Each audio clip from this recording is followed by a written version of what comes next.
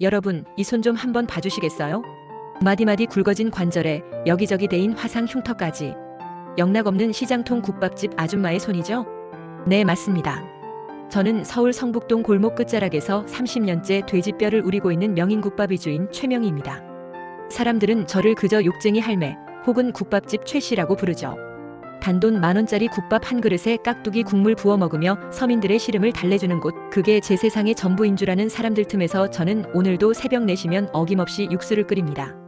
하지만 기름때 절은 이 낡은 앞치마 속에 대한민국 재계 순위 30위권 코스피 상장사 HNC 건설의 회장 명함이 들어있다는 걸 아는 사람은 아무도 없습니다. 젊은 날 남편을 먼저 떠나보내고 핏덩이 같은 아들 하나 살려보겠다고 공사판 한바지부터 시작했습니다. 벽돌 나르던 인부들에게 밥을 퍼주며 모은 돈으로 땅을 샀고 건물을 올렸고 그렇게 도시를 세웠습니다. 회장이 된 지금도 저는 기름 냄새 나는 국밥집이 더 편합니다. 여기가 진짜 제 삶의 뿌리니까요. 무엇보다 제 아들 정우. 재벌이세라는 꼬리표 대신 땀 흘려 일하는 가치를 먼저 배우길 바랐던 제 욕심 때문에 아들은 아직도 엄마가 그저 입에 풀칠이나 하는 식당 주인인 줄만 합니다. 어느 날 저녁이었습니다. 대기업 팀장으로 일하는 아들이 쭈뼛거리며 말을 꺼내더군요. 엄마, 저 결혼하고 싶은 사람이 생겼어요. 가슴 한구석이 쿵 하고 내려앉으면서도 기특했습니다. 애비 없이 자랐어도 반듯하게 큰 내 새끼, 참 복도 많다 싶었죠. 수천억 자산가인 엄마를 두고도 전세 대출이자 아끼겠다고 뒤축다른 구두를 신고 다니는 놈이니까요. 저는 국자 든 손으로 눈물을 훔치며 환하게 웃어주었습니다. 하지만 그때는 몰랐습니다. 아들의 그 고백이 잔잔하던 제 인생에 거대한 태풍을 몰고 올 줄은요. 며칠 뒤 주말 예비 며느리 될 민서라는 아가씨가 가게로 찾아왔습니다. 그런데 들어오자마자 코앞을 손으로 휘저으며 미간을 찌푸리더군요. 뭐 젊은 아가씨가 돼지 누린내에 익숙지 않을 수 있죠. 저는 모른 척 반갑게 맞이했습니다. 하지만 그 아가씨는 자리에 앉기도 전에 의자를 손수건으로 벅벅 닦으며 제 아들에게 핀잔을 주더군요. 오빠, 어머님 여기서 일하시는 거 너무 힘들지 않아? 나중에 우리 결혼하면 가게부터 정리해드리자. 솔직히 남들 보기에 좀 그렇잖아. 남들 보기에 좀 그렇다. 평생을 바쳐 아들을 키워낸 제 일터가 저 아이 눈에는 그저 부끄러운 족쇄로 보였나 봅니다. 아들이 당황해서 말렸지만 민서 양은 한술 더 떴습니다. 아니, 우리 엄마가 그러는데 며느리 될 사람이 시댁 수준도 좀 봐야 한다고 했단 말이야. 시댁 수준이라. 제가 HNC 그룹 회장인 걸 알았다면 과연 의자를 손수건으로 닦았을까요? 아니면 무릎으로 기어와서 닦았을까요? 화가 치밀었지만 아들을 봐서 꾹 참았습니다. 그래, 내 아들 굶기진 않겠지 하며 정성껏 수육 한 접시를 내갔죠. 그런데 식사를 마치고 나가는 길 배웅하는 제 어깨에 메인 낡은 가방을 보며 민서 양이 아들에게 속삭이는 소리를 듣고 말았습니다. 자기야, 어머님 가방 저거 짝퉁이지? 시장 거라 그런가 가죽 다 해진 거 봐. 아, 진짜 촌스러워. 나중에 내가 쓰던 거라도 하나 드려야겠다. 아들이 첫 월급 타서 사준 10년 된 그 가방. 저에게는 에르메스보다 귀한 그 보물을 두고 짝퉁이라며 비웃는 그 입꼬리. 피가 거꾸로 솟는다는 게 이런 기분일까요? 저 아이는 물건을 비웃은 게 아니라 제 지난 30년 세월과 아들의 정성까지 싸구려 취급한 겁니다. 그때 깨달았습니다. 이건 단순한 고부 갈등이 아니라 가짜들이 판치는 세상에 던져진 진짜들이 전쟁이 될 거라는 걸요. 차 뒷모습이 사라질 때까지 멍하니 서 있는 제 뒤로 신복인 최 비서가 조용히 다가와 묻더군요. 회장님, 예비 며느님 되실 분 뒷조사 좀 해볼까요? 저는 고개를 저었습니다. 아직은 때가 아니니까요. 하지만 가슴속 깊은 곳에서 서늘한 바람이 불어오기 시작했습니다. 과연 제 아들이 선택한 사랑이 이 낡은 국밥집 냄새를 견뎌낼 수 있을까요? 아니면 저들이 말하는 그 대단한 수준의 실체를 제가 보게 될까요? 그래, 어디 한번 갈 때까지 가보자. 낡은 앞치마 끈을 질끈 동여매는 제 손에 저도 모르게 힘이 들어갔습니다. 전쟁은 이제 막 시작되었습니다. 사람의 품격은 어디서 나올까요? 눈을 찌를 듯한 저 거대한 명품 로고에서는 아닌 것 같습니다. 오늘은 아들 정우의 상견례 날입니다. 새벽부터 목욕 재개를 하고 장롱 깊숙이 넣어뒀던 가장 점잖은 옷을 꺼내 입었습니다. 손톱 밑에 낀 흙대라도 보일까봐 솔로 문지르고 또 문질렀죠. 내 아들의 귀한 날 엄마가 초라해 보이면 안 되니까요. 하지만 약속 장소에 들어선 순간 저는 기가 죽고 말았습니다. 아니, 기가 찼다는 표현이 더 맞겠네요. 머리부터 발끝까지 휘황찬란한 브랜드로 도배를 한 여자가 저를 위아래로 훑어보고 있었거든요. 바로 예비 사돈 오세라 씨였습니다. 인사를 건네기도 전에 사돈의 첫마디가 비수처럼 날아왔습니다. 아이고 사부인, 오는 길에 시장 들렀다 오셨나봐요? 어디서 쿰쿰한 돼지 냄새가. 아, 식당하시지. 냄새가 몸에 아주 푹 배셨네. 배셨어. 순간 제 아들 정우의 얼굴이 흑빛이 되더군요. 아무리 씻어도 지워지지 않는 제 삶의 훈장을 저 여자는 악취라고 불렀습니다. 화가 났지만 꾹 참았습니다. 귀하게 키운 딸 보내는 엄마 마음이 유별나서 그렇겠거니 애써 웃으며 자리에 앉았습니다. 하지만 그건 시작에 불과했습니다. 본격적인 식사가 시작되자마자 사돈은 휴대폰을 꺼내 사진 한 장을 제 코앞에 들이밀었습니다. 한강이 한눈에 내려다 보이는 으리으리한 거실 사진이었죠. 이거 보세요. 우리 집 거실 뷰예요. 반포 아르테스 한강이라고 요즘 강남에서도 제일 핫한 곳이죠. 우리 민서가 이런 뷰 보면서 컸어요. 손에 물 한 방울 안 묻히고 최고급만 입히고 먹이면서 키운 딸이라고요. 아르테스 한강, 익숙한 이름에 잠시 젓가락질을 멈췄습니다. 3년 전 제가 직접 입지 선정부터 설계 도면까지 꼼꼼히 챙겨서 올린 H&C 건설의 야심작이었으니까요. 내 회사, 내 건물이 사돈 입에서 나오니 기분이 묘했습니다. 하지만 사돈은 제가 그 아파트 이름에 주눅이 들었다고 생각했나 봅니다. 콧소리를 섞어가며 본색을 드러내더군요. 그래서 말인데 사부인, 우리 민서 아무 데서나 못 살아요. 요즘 젊은 애들 반반 결혼? 그런 거 다 옛말이에요. 남자가 집 해오는 게 예의죠. 적어도 강남 30평대 아파트는 해오셔야 우리 민서 보냅니다. 강남 30평대 아파트, 지금 시세로 못해도 30억은 좋게 넘는 금액입니다. 평범한 직장인인 제 아들 월급으로는 평생 숨만 쉬고 모아도 불가능한 액수죠. 정우가 고개를 숙인 채 주먹을 꽉 쥐는 게 보였습니다. 부들부들 떨리는 아들의 어깨를 보니 제 가슴이 미어지더군요. 장모님, 죄송하지만 제가 모은 돈이랑 대출을 합쳐도 서울 외곽 전세가 최선입니다. 민서랑 열심히 벌어서 차근차근 늘려가겠습니다. 정직하게 살겠다는 그 말이 저는 참 자랑스러웠습니다. 하지만 그 순간 믿었던 도끼에 발등이 찍히는 소리가 들렸습니다. 가만히 듣고 있던 예비 며느리 민서 양이 짜증 섞인 말투로 입을 열었거든요. 아 오빠 진짜 답답하다. 우리 엄마 말이 틀린 거 없어. 내 친구들 다 자가로 시작해. 나 전세 산다고 하면 애들이 무시한단 말이야. 오빠 나 사랑한다며? 그 정도 능력도 없어? 사랑. 그 고귀한 단어가 30억짜리 아파트와 등가 교환되는 순간이었습니다. 제 아들의 진심이 그깟 콘크리트 덩어리보다 못하다는 말에 더 이상은 참을 수가 없더군요. 어미로서 자식 기 죽는 꼴은 못 봅니다. 조용히 수저를 내려놓고 입을 열었습니다. 사부인 그리고 민서 양, 우리 정우 정말 성실한 아이입니다. 집 문제는 제가 부족하지만 어떻게든 힘을 보태보겠습니다. 제 딴에는 큰 결심을 내비친 겁니다. 필요하다면 제 정체를 밝히고서라도 아들 길을 살려주려 했으니까요. 그런데 사돈은 제 말을 듣자마자 푹 하고 비웃음을 터뜨렸습니다. 마치 지나가던 개가 짖는 걸 들은 사람처럼요. 어머, 힘을 보태요? 국밥 팔아서 어느 세월에요? 핫도기 100만 접시 팔면 되나? 아니면 사채라도 쓰시게? 아이고 무서워라 사부인, 주제 파악 좀 하세요. 없는 집에 시집 보내는 것도 억울해 죽겠는데 어디서 도움 타령이야? 주제 파악, 네, 오늘 아주 제대로 파악했습니다. 당신들이 말하는 그 수준이라는 게 돈 몇 푼의 사람 인격까지 매매하는 장사치 수준이라는 걸요. 제 평생을 바친 국밥 한 그릇이 당신들에겐 그저 조롱거리일 뿐이라는 것도요. 저는 떨리는 정우의 손을 식탁 아래서 꽉 잡아주었습니다. 그리고 사돈의 얼굴을 똑바로 쳐다보며 마음속으로 다짐했습니다. 그래, 그 30억짜리 아파트 내가 보여주마. 상견례는 엉망진창으로 끝났습니다. 도망치듯 자리를 뜨는 사돈 모녀의 뒤통수에 대고 제가 마지막으로 물었죠. 나중에 예단 보낼 때 필요하니 댁이 정확히 몇 동 몇 호냐고요. 사돈은 콧방귀를 뀌며 대답했습니다. 보내봤자 꼬질꼬질한 이불이나 보내겠지만 아르테스 한강 105동 1502호예요. 로비에서 잡상인 취급당하기 싫으면 택배로 보내세요.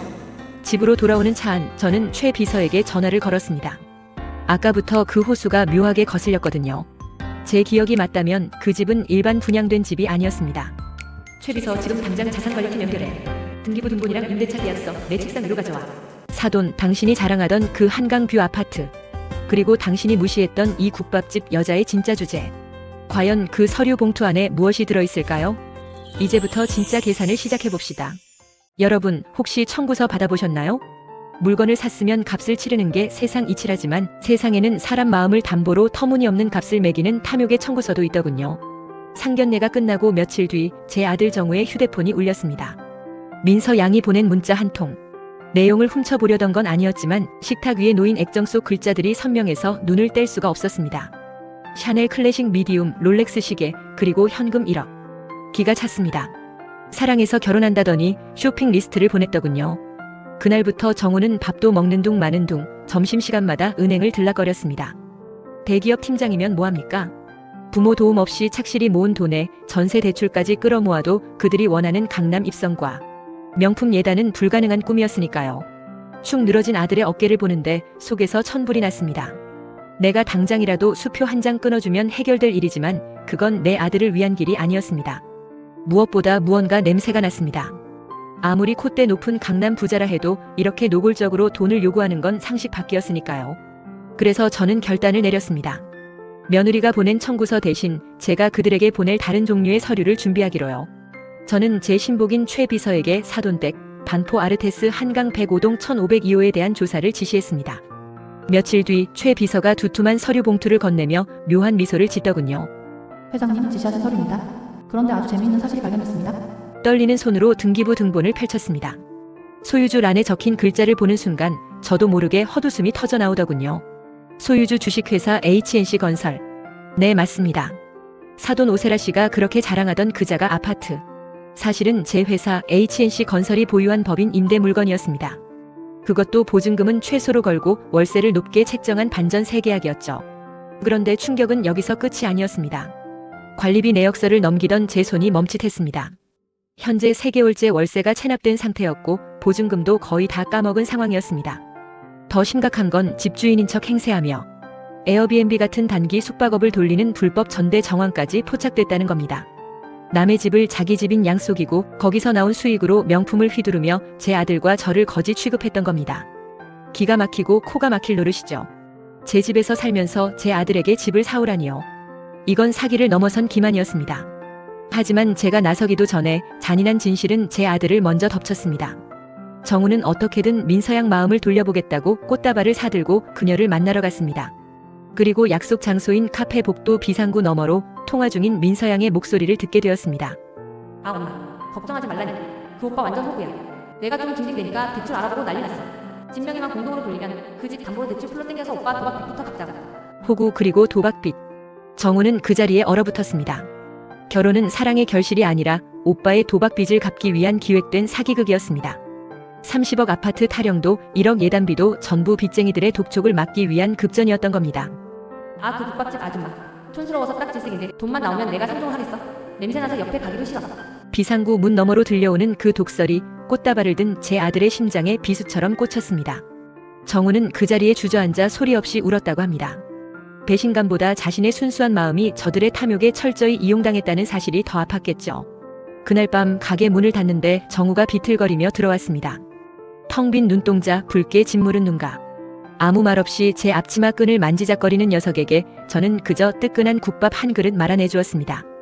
엄마 국밥이 오늘따라 너무 짜네. 국물 위로 아들의 눈물이 뚝뚝 떨어졌습니다. 후루룩 눈물 섞인 밥을 삼키는 아들을 보며 제 가슴도 찢겨나갔습니다. 그리고 다짐했습니다. 이제 자비는 없다고. 감히 내 아들의 눈에서 눈물을 뽑아? 내가 너희들 눈에선 피눈물이 나게 만들어주마. 저는 품 안에 넣어둔 서류 봉투를 꽉 쥐었습니다. 그 안에는 오세라 모녀의 숨통을 끊어놓을 퇴거 명령서와 제 회장 명함이 들어있었습니다. 정우야, 내일 엄마랑 같이 그 집에 좀 가자. 예단비 직접 전해줘야겠어. 내일 가짜 30억 아파트 거실에서 벌어질 쇼를 기대해 주십시오. 진짜 주인이 누구인지 보여줄 테니까요. 사부인 예단비 입금이 왜 이렇게 늦어요? 돈 없으면 몸으로라도 때우셔야지. 아침부터 걸려온 사돈의 전화였습니다. 기가 찼습니다. 사람을 어디까지 바닥으로 끌어내려야 직성이 풀리는 걸까요? 하지만 저는 화를 내는 대신 조용히 정장을 꺼내 입었습니다. 그리고 아들 정우의 손을 잡고 집을 나섰습니다. 가자 정우야. 차창 밖으로 익숙한 풍경이 스쳐 지나갑니다. 반포 아르테스 한강. 제가 기초공사 현장부터 드나들며 벽돌 하나하나 제 손으로 검수했던 바로 그 아파트입니다. 로비에 들어서자 경비원이 배달은 지하로 가세요라며 제지하더군요. 저는 그저 빙긋 웃어주었습니다. 잠시 후면 당신이 누구에게 경례를 붙여야 할지 알게 될 테니까요. 초인종을 누르고 현관에 들어서자마자 훅 끼쳐오는 명품 향수 냄새. 오세라 씨는 소파에 여왕처럼 비스듬히 누워 일어나지도 않은 채 다리를 꼬고 우리를 맞이했습니다. 예비 며느리 민서 양은 옆에서 과일만 먹으며 눈길조차 주지 않더군요. 아니 빈손이에요? 설마 그 1억 아직도 못 구했어요? 아이고 답답해라. 그럼 저기 주방 가서 설거지부터 해요. 온 김에 화장실 청소도 좀 하고. 우리 민서가 귀가 약해서 더러운 꼴을 못 보거든요. 식탁 위엔 먹다 남은 과일 껍질과 배달 음식 용기가 널려 있었습니다. 마치 저를 기다렸다는 듯이요. 정우가 주먹을 쥐고 앞으로 나서려는 걸 제가 막았습니다. 그리고 천천히, 아주 천천히 거실 중앙으로 걸어 들어갔습니다. 대리석 바닥에 제 구두 굽소리가 또각또각 울려 퍼졌습니다. 저는 가져온 낡은 가죽 가방을 열었습니다. 오세라 씨와 민서양의 눈이 반짝이더군요. 현금 뭉치라도 나오는 줄 알았겠죠. 하지만 제가 테이블 위에 던진 건 현금이 아니라 종이 몇 장과 명함 한 장이었습니다. 청소는 제가 아니라 사돈이 하셔야겠습니다. 방글세요. 오늘부로 임대차 계약 해지입니다. 순간 거실에 정적이 흘렀습니다. 오세라 씨가 콧방귀를 뀌며 서류를 집어들더군요. 이게 뭐야? 계약 해지. 아줌마 들었어요? 여기가 누구 집인 줄 알고. 하지만 서류를 읽어내려가는 그녀의 눈동자가 지진이라도 난 듯 흔들리기 시작했습니다. 임대인 주식회사 HNC 건설 대표이사 회장 최명희, 그리고 그 옆에 놓인 금박 박힌 명함. HNC 그룹 회장 최명희. 사색이 된 얼굴로 저와 명함을 번갈아 보는 꼴이라니. 저는 소파에 털썩 앉으며 다리를 꼬았습니다. 아까 그녀가 했던 것과 똑같은 자세로요. 왜요? 국밥집 아줌마 이름이랑 똑같아서 놀라셨나? 네, 접니다. 이 아르테스 한강을 지은 사람. 그리고 당신이 월세 3개월 밀리고 몰래 에어비앤비 돌리며 살고 있는 이 집의 진짜 주인. 그제야 사태 파악이 된 민서양이 비명을 지르며 엄마를 흔들었지만 오세라 씨는 이미 넋이 나가 있었습니다. 저는 그들을 향해 그동안 참아왔던 일가를 날렸습니다. 내 아들에게서 국밥 냄새가 난다고 했나? 천만에. 땀 흘려본 정직한 냄새다. 하지만 너희들한테선 악취가 진동을 하는구나. 돈 썩은 내 하염심에 찌든 내 집이 더러워질까봐 더는 못 두겠으니 당장 나가. 제 신호에 맞춰 최 비서와 법무팀 직원들이 들이닥쳤습니다. 짐 뺄 시간 1시간 드립니다. 그 이후에 남은 물건은 전부 폐기 처분합니다. 건조한 통보에 그제야 오세라 씨가 제 발목을 잡고 늘어지더군요. 바닥을 기며 우는 꼴이 가관이었습니다. 몰라뵀다고 한 번만 용서해달라고요. 저는 차갑게 뿌리쳤습니다. 당신 같은 사람이 내 건물에 살고 있다는 것만으로도 수치스러우니까. 그때 구석에서 벌벌 떨고 있던 민서 양이 정우에게 매달리기 시작했습니다. 오빠는 알았지? 자기네 집 부자인 거 알았잖아. 나 좀 도와줘. 우리 사랑하잖아. 정우는 민서 양을 물끄러미 바라보았습니다. 슬픔과 연민, 그리고 마지막 남은 미련까지 깨끗이 털어내는 눈빛이었습니다. 사랑, 내가 사랑하던 내 배경이 아니면 갚아주길 바랐던 두 억지였니? 우리 엄마 무시하는 여자 딱 필요 없어. 그리고 이거 가져가. 짤그랑. 정우가 민서에게 줬던 커플링이 대리석 바닥을 굴렀습니다. 정우는 미련 없이 뒤돌아섰습니다. 엄마 가요. 여기 구기가 너무 좋대요. 우리는 아비규환이 된 그 집을 뒤로하고 걸어 나왔습니다. 엘리베이터 문이 닫히는 순간까지 들려오던 오세라 모녀의 비명소리. 잔인하다고요? 아니요. 이건 그들이 자초한 인과응보일 뿐입니다. 아파트 현관을 나서자 시원한 강바람이 불어왔습니다. 묵은 체중이 싹 내려가는 기분이더군요. 정우가 넥타이를 풀며 제 어깨를 감쌌습니다. 엄마 미안해. 그리고 고마워. 나 이제야 정신 좀 드네. 그래, 똥 밟았다 생각해라. 덕분에 집 청소 한번 시원하게 했다.